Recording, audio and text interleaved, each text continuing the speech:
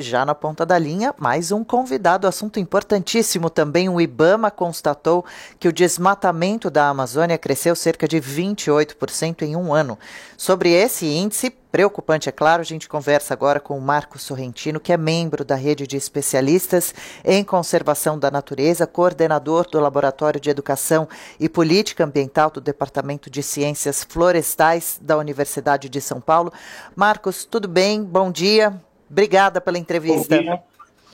Obrigado pelo convite. Imagina. Começa então contando para a gente um pouquinho como é possível fazer esse levantamento. A estimativa seria, infelizmente, bem próxima da real mesmo?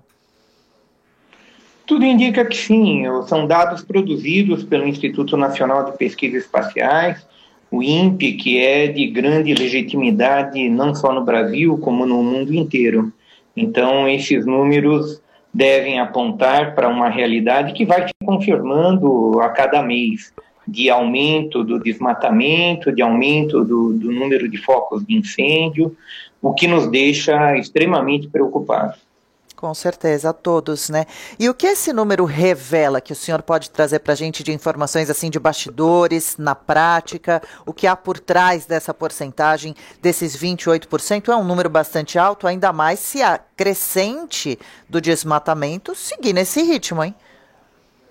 Sim, e ele revela uma total ineficácia da atuação do nosso governo, do governo federal, como um governo que coordena as políticas para a área, tanto as políticas nacionais, as políticas de agricultura, de conservação, de desenvolvimento, como as políticas estaduais e municipais. Então, enquanto nós não tivermos uma liderança no governo federal capaz de catalisar a compreensão da importância que tem a Amazônia para o desenvolvimento nacional, a importância que tem a Amazônia para a questão ambiental, inclusive para a produção da agricultura no sul e sudeste do país e centro-oeste, nós continuaremos a ter esses números crescentes e continuaremos a despertar a desconfiança internacional em relação à seriedade de propósitos do Brasil no sentido de contribuir para um tema que é absolutamente fundamental na contemporaneidade, que é o tema da conservação da biodiversidade, da conservação dos sistemas de suporte à vida em todo o planeta. E assuntos inadiáveis, né? Quais providências o senhor traz para a gente, poderia lembrar, enumerar, que deveriam ser tomadas para combater essa situação tão preocupante do desmatamento na Amazônia?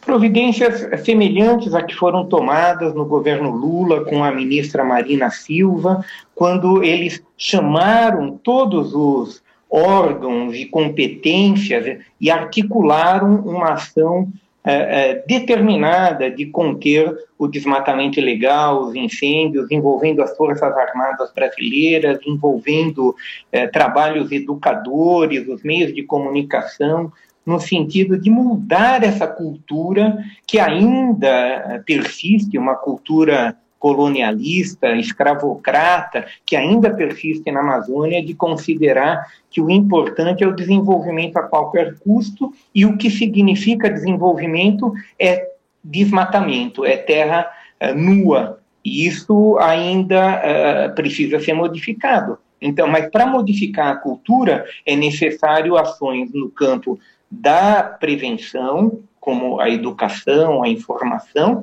e são necessárias medidas no campo da punição, do controle, da fiscalização. Se tudo isso não funcionar de forma articulada, nós vamos sempre ter trabalhos jogados fora. Por exemplo, o governo recentemente enunciou que uma moratória aos incêndios. Isso é absolutamente demagógico e só vai repercutir no âmbito internacional e mesmo nacional, trazendo confiança novamente à liderança de um governo, se não for uma medida espasmódica, aleatória, que se configura, pelo menos aparenta ser demagógica, porque para você conter incêndios, queimadas, desmatamentos, você precisa ter uma ação orgânica, continuada, sistêmica, sistemática, e não parece ser esse o desejo de um governo que quer aproveitar o momento da pandemia para passar a boiada, como disse o ministro do Meio Ambiente, da desregulamentação no campo ambiental. Sim. Aproveitando, então, o senhor tem citado aí em alguns momentos o atual governo e alguns benefícios, boas atitudes, ao seu ver, do governo passado. Como o senhor analisa o Ministério do Meio Ambiente atual, o departamento especial criado pelo governo para a proteção da Amazônia? É uma barbaridade, é um crime o que nós estamos tendo no governo federal nos dias de hoje. Nós não podemos nos calar diante desse sequestro das possibilidades de futuro para os brasileiros e brasileiras e para toda a humanidade nesse planeta. A ação que nós estamos tendo do ministro do Meio Ambiente, desse que foi nomeado como ministro do Meio Ambiente, é inócua e, pelo contrário, é inócua no sentido da conservação, da melhoria das condições existenciais da nossa sociedade, mas é muito efetiva no sentido da degradação e da construção de um projeto que equivocadamente acredita que a melhoria da nossa sociedade, da nossa economia, vai se dar com a liberação de todos os espaços destinado aos indígenas, destinado às populações ribeirinhas, aos povos tradicionais que habitam a Amazônia e que poderiam, sim, ser emuladores de uma política de desenvolvimento com a floresta, com as florestas, com a diversidade. Nessa perspectiva homogeneizadora, monocultural, que hoje é central no Ministério da Agricultura, no Ministério do Meio Ambiente, nós não teremos possibilidade de ter uma Amazônia contribuindo para a melhoria das condições existenciais da nossa população. Que preocupante, hein?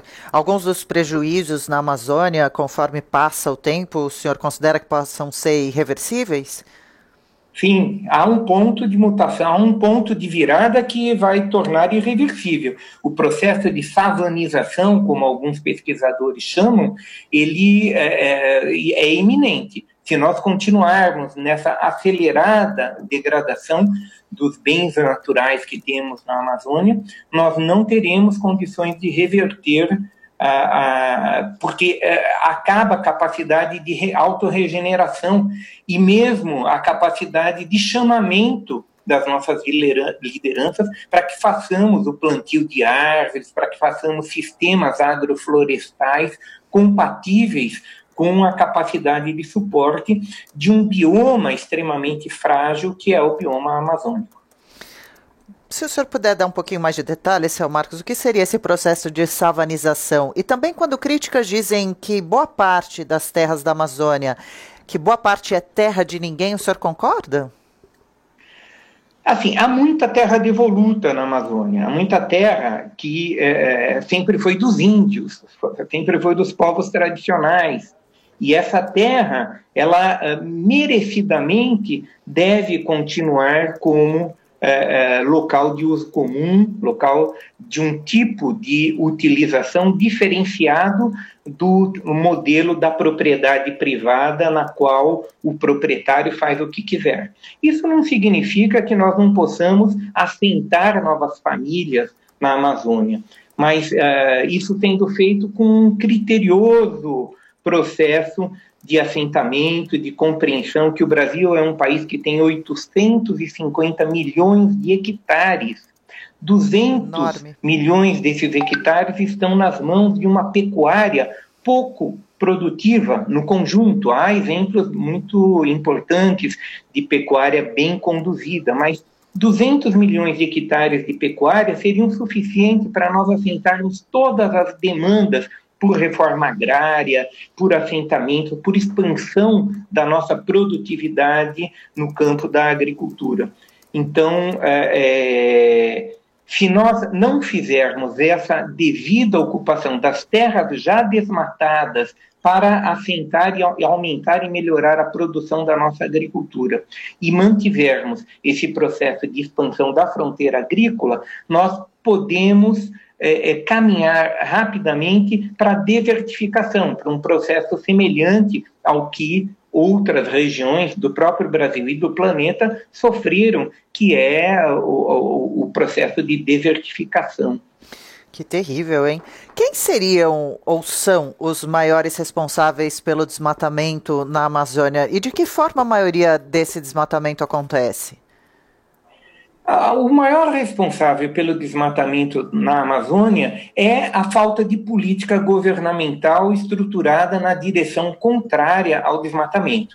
Depois nós podemos dizer que são os grileiros a serviço de grandes corporações, muitas vezes multinacionais ou nacionais, que financiam, que incentivam esse desmatamento, essa posse ilegal de terra, o desmatamento para caracterizar a posse da terra e depois toda uma cadeia de corrupção e de medidas ilegais que legitimam essa propriedade nas mãos daqueles que ousaram fazer a grilagem, inclusive matando pessoas, criando uma cadeia de iniquidades que é grave, é absolutamente mesmo. Triste. É absolutamente e bem triste. Grave mesmo.